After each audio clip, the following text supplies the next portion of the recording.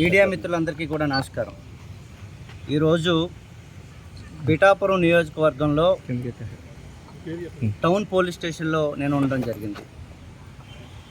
మొన్న 28వ తారీఖున జై భీమ్రావ్ భారత్ పార్టీ ఆధ్వర్యంలో జడా శ్రావణ్ కుమార్ అధ్యక్షతన ఏలూరులో దళిత క్రైస్తవ సమర శంఖారామం అనే కార్యక్రమం, ఒక బహిరంగ కార్యక్రమం ఏర్పాటు చేయడం జరిగింది. ఈ కార్యక్రమానికి జోసెఫ్ ఎవరైతే ఉన్నారో ఆయన ప్రశ్న టీవీ రావణ్ అంటారు, ఆయన జోసెఫ్ ఎవరైతే ఉన్నారో ఆయన కూడా మా కార్యక్రమానికి రావడం జరిగింది. ఆ కార్యక్రమానికి వచ్చి రావణ్ గారు మాట్లాడారు. ముఖ్యమంత్రి, ఉప ముఖ్యమంత్రి లేదా ఏదైతే రాష్ట్రంలో జరుగుతున్న దాడుల మీద మాట్లాడారని చెప్పి ఆయన్ని ఈరోజు చాలా దారుణంగా హైదరాబాద్ రాత్రి వెళ్ళి మన ఏపీ పోలీసులు పిఠాపురం పోలీస్ స్టేషన్కి తీసుకురావడం జరిగింది. దీన్ని మేము తీవ్రంగా ఖండిస్తూ ఉన్నాం. మాకు ఇన్ఫర్మేషన్ వచ్చిన వెంటనే పోలీస్ స్టేషన్కి రావడం, ఇక్కడ ఎవరైతే హౌస్ ఆఫీసర్ ఉన్నారో ఎస్ఐ గారు తనతో మాట్లాడినా సరే ఇప్పటికొచ్చి మాకు ఎఫ్ఐఆర్ కాపీ కూడా ఇవ్వలేదు. అంటే ప్రశ్న రావణ్ ఉన్నాడా లేదా మరొక సాయి కృష్ణ కేసులాగా ఇది కూడా ఏదైనా చేయడానికి ప్రయత్నం చేస్తూ ఉన్నారా అని మా పార్టీ అనుమానిస్తూ ఉంది.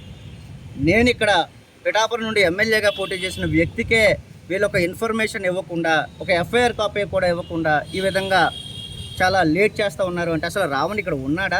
ఉంటే చూపించాలి. నేను ఒక అడ్వకేట్గా కూడా వచ్చాను ఇక్కడికి.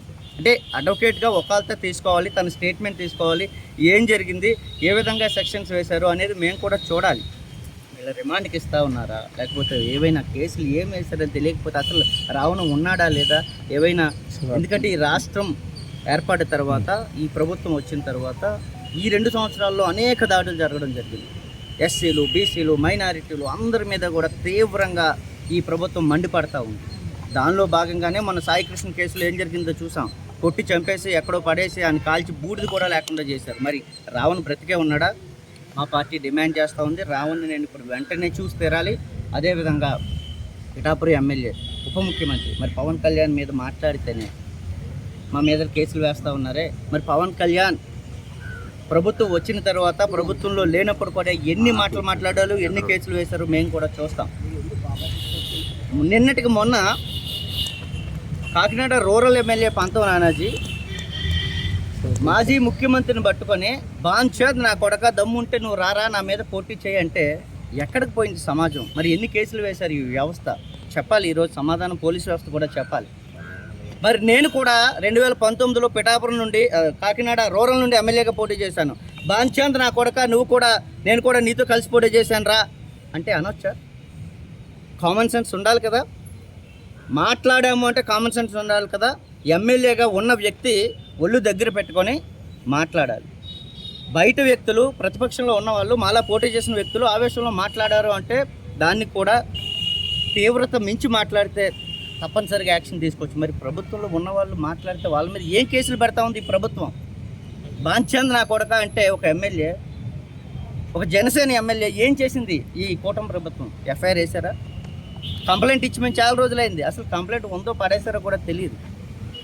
2 రోజుల క్రితం ఒక సభను ఉద్దేశించి మాట్లాడితే రాత్రికి రాత్రి రావణ్ని ఎత్తుకొని వచ్చారు అంటే మరి ఏమైపోతుంది రాష్ట్ర ప్రభుత్వం? అంటే ప్రశ్నించడానికి ఇంకా ఎవరు రారనా ముందుకి?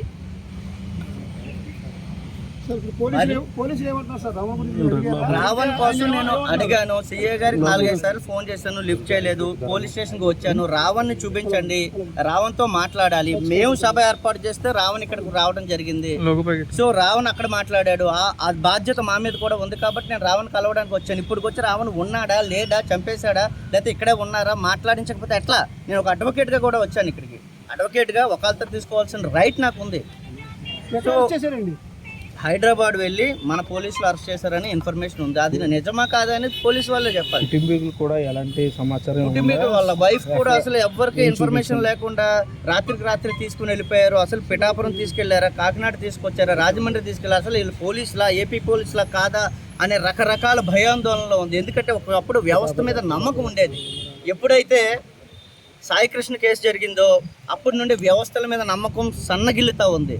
కాబట్టి ఇప్పటికైనా సరే పోలీసులు వెంటనే మాకు ఎఫ్ఐఆర్ కాపీ ఇవ్వాలి. అదేవిధంగా రావణ్తో మాకు వెంటనే మమ్మల్ని కల్పించడానికి వాళ్ళు కూడా అవకాశం ఇస్తారని ఈ సందర్భంగా తెలియజేస్తూ శ్రవణ్ కుమార్ కూడా కొద్దిసేపట్లో పిఠాపురం వస్తూ ఉన్నారు.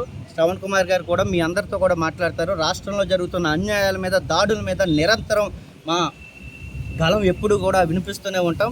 శ్రవణ్ కుమార్ గారు వచ్చిన తర్వాత ఇది కోర్టులో వేస్తారా లేదా, అసలు రావణనే ఉన్నాడా లేదా ఏంటనే మాకున్న ఇన్ఫర్మేషన్ కూడా మేము తన ద్వారా మీకు తెలియజేస్తాం.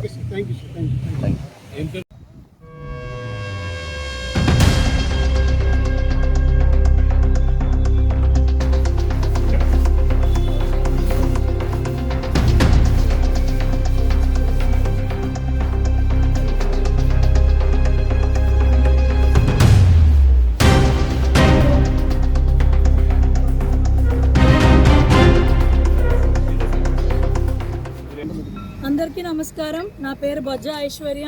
నేను ఇండిపెండెంట్ సోషల్ యాక్టివిటీస్ని. ఈరోజు పిఠాపురం టౌన్ పోలీస్ స్టేషన్కి రావడం జరిగింది. రావణ్ ప్రశ్న ఒక ఇండిపెండెంట్ ఆయన, సోషల్ యాక్టివిటీస్ట్, ఎన్నో ఉద్యమాలు చేసిన ఆయన అక్రమంగా హైదరాబాద్లో నిన్న రాత్రి 11:30కి అరెస్ట్ చేసి పిఠాపురం వితౌట్ నోటీసులు తీసుకురావడం జరిగింది. దాన్ని నేను ఖచ్చితంగా ఖండించి ఇక్కడికి రావడం జరుగుతోంది. శ్రవణ్ కుమార్ గారు కూడా ఒక 10-15 మినిట్స్లో ఇక్కడ చేరుకుంటున్నారు.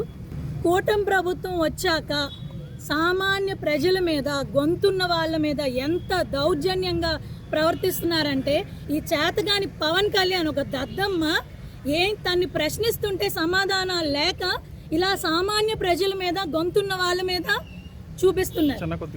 2029 ఎలక్షన్లో కొనిదెల పవన్ కళ్యాణ్ ఖచ్చితంగా నిన్న అహంకారం గద్దె దింపకపోతే నా పేరు బొజ్జా ఐశ్వర్యాయే కాదు. నువ్వు కాకినాడ వస్తే హౌస్ అరెస్టులు చేస్తావు, నన్ను RRR గాడు వస్తే చేస్తావు. ఏం జరుగుతుంది రాష్ట్రంలో? నీ అబ్బసొబ్బ ఏమన్నా అనుకున్నావే ఏంటి? ఇక్కడ ఎక్కడో హైదరాబాద్లో నుంచి వచ్చినోడు నువ్వే అక్కడ ఉంటే, లోకల్ ఇక్కడ మేము. నీకు స్క్రిప్టులు రాయాలేమో, మాకు స్క్రిప్ట్ అక్కర్లే. ఉద్యమాలు చేసి వచ్చిన వాళ్ళం. నేను కడుపులో ఉన్నప్పటి నుంచి మా అమ్మ నాన్న ఉద్యమాలు చేసిన వాళ్ళు. 10 తరాల ముందు నుంచి మేము ఇదే కుటుంబాల్లో ఉన్నాం.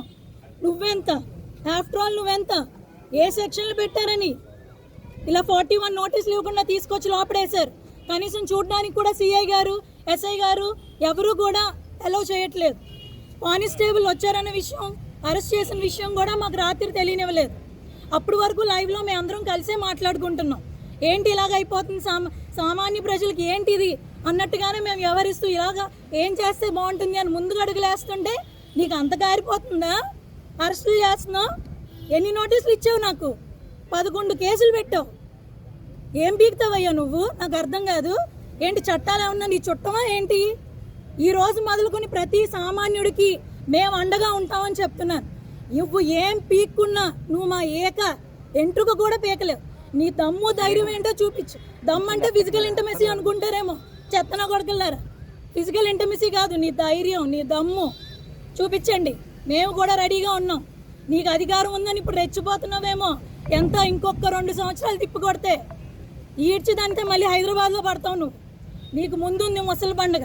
జాగ్రత్తగా వాళ్ళు దగ్గర పెట్టుకుని మసలు. నమస్తే.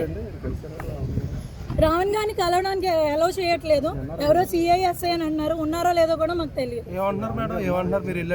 ఏంటండి? చట్ట ప్రకారంగా అన్ని చేసామంటున్నారు. అన్ని పిట్టి సెక్షన్లు పెట్టారు. అన్ని నాన్ బెయిలబుల్ పెట్టినట్టు ఒక 2-3 నాన్ బెయిలబుల్, మిగిలినవన్నీ బెయిలబుల్ పెట్టారు. 111 సెక్షన్లో మాత్రం రిమాండ్కి వచ్చే ఛాన్సెస్ ఉన్నాయి.